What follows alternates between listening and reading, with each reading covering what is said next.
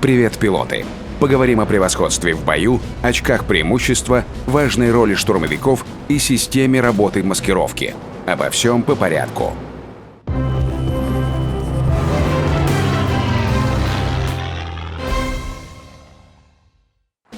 Победа в стандартном игровом режиме может быть достигнута уничтожением всех самолетов противника или по превосходству. Что такое превосходство и как его добиться? Прежде всего, нужно зарабатывать очки. Их команда получает при уничтожении боевых единиц противника. За один сбитый самолет начисляется 1 очко. Столько же за уничтоженный наземный объект. И 3 очка за штаб. В верхней части экрана находится шкала, которая отображает прогресс преимущества на текущий момент. Изначально она пустая. После того, как команда накапливает очки, шкала победы начинает заполняться. Когда преимущество какой-либо из команд достигнет 100%, она побеждает. Если у противника преимущество по очкам, но все его самолеты сбиты, то вашей команде присуждается победа, независимо от счета. Если шкала не заполнилась спустя 15 минут с начала раунда – ничья. При уничтожении всех самолетов обеих команд – ничья. Если противник уничтожает ваши наземные цели или самолеты, часть заполнения шкалы победы теряется. За уничтожение самолета сбивается 15% превосходства, за наземную цель – 30%, а за уничтожение штаба сбивается максимальные 90%. Шкала заполняется с разной скоростью, она зависит от разницы между очками обеих команд. Давайте рассмотрим пример.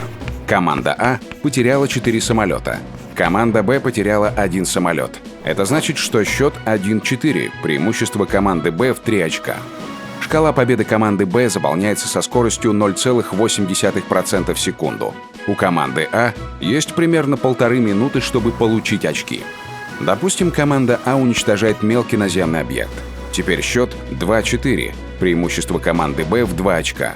Шкала победы команды Б сбрасывается на 30% и заполняется заново, со скоростью 0,6% в секунду. Команда Б уничтожает крупный наземный объект. Теперь счет 2-7, преимущество команды Б в 5 очков. Шкала победы команды 2 продолжает заполняться, но уже со скоростью 1,2% в секунду. Для завоевания и удержания превосходства очень важны штурмовики. Это самый противоречивый класс самолетов в игре. У него высокая прочность, мощное вооружение, почти всегда есть бортстрелок. Но плата за это низкая скорость, маневренность и оптимальная высота полета. Впрочем, последний параметр является одновременно и сильной стороной. Все дело в высотной маскировке. Летящий низко над землей самолет труднее обнаружить.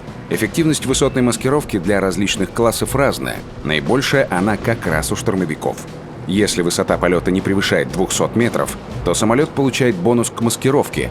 И чем ниже опускается машина, тем больше становится бонус. Сброс бомб не разрушает эффект высотной маскировки. Она выключается, если самолет открыл стрельбу или выпустил ракету. После прекращения огня через несколько секунд маскировка включается. Если самолет подожгли, пламя и дым тоже демаскируют самолет. Штурмовики эффективнее всех уничтожают наземные объекты даже пушечно-пулеметным огнем. Кстати, вы заметили, что у одного и того же сарая или батареи ПВО на одной и той же карте может быть разное количество очков здоровья? Давайте разберемся, почему. Каждый тип наземной цели имеет определенную базовую прочность, которая увеличивается в зависимости от уровня боя. Рассчитывается она по простой формуле. Умножаем прочность на X, где X — это наибольший уровень самолета в бою. Возьмем, например, точку ПВО. Если максимальный уровень самолета в бою 1, то прочность ПВО будет равняться 150. Если же максимальный уровень самолета в бою 10, точка ПВО получит 1500 очков прочности. Теперь от теории к практике. Рассмотрим несколько примеров того, как действовать в бою, когда превосходство не на вашей стороне. Например, у противника остались штурмовики, а вы играете на истребителе. Ищите их на высоте метров 500 от земли. Скорее всего, они будут по краям карты. Не мешает проверить район вражеской базы, избегая ПВО. Вероятность найти хитрого врага мала, поэтому один самолет должен быть в районе союзных наземных объектов. Когда вы получите преимущество, противник, конечно же, захочет его сбить. Как только он атакует ваш объект, это тут же отразится на миникарте. Он выдаст свое расположение, а вы сможете быстро его догнать и уничтожить. Разберем обратную ситуацию. Вы штурмовик, а у врага истребители.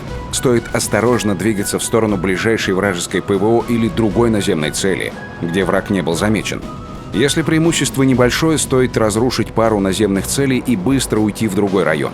Пожалуй, главное правило в такой ситуации – быстрота действий.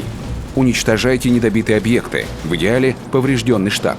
Один заход и перемещение в другой район. Не стоит кружиться на месте. Если же вы за штурвалом штурмовика и у врага тоже штурмовик, самое лучшее – это уничтожать наземные цели и следить за миникартой, отслеживая активность союзной ПВО. Если противник вдруг прекратил ее уничтожать, а у вас уже преимущество, лучше уйти. Гарантий, что вы его собьете, никаких. Главное – терпение. Если враг уничтожает ваши наземные цели, то есть шанс, что он разобьется, или его собьет ПВО. Главное – не разбиться самому. Если у противника остался истребитель или тяжелый истребитель, то на поиски может уйти слишком много времени, противник просто уйдет на высоту. Поэтому уничтожайте наземные цели, даже если вы сами на истребителе. Начинать лучше с тех, у кого наименьшее количество очков здоровья. При этом внимательно следите за миникартой и радаром. Истребитель противника может прийти, чтобы сбить занятые штурмовкой самолеты. Еще одна ситуация. На шкале более 80% преимущества противника. Никто из союзников не уничтожает наземные объекты. Вы нашли целого противника и понимаете, что вашей огневой мощи не хватит для его быстрого уничтожения. В такой ситуации таран – оружие героев. Вы сможете не только сбить очки захвата, но и принести своей команде победу.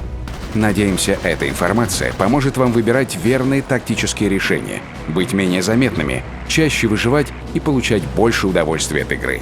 На этом все. Удачи в бою!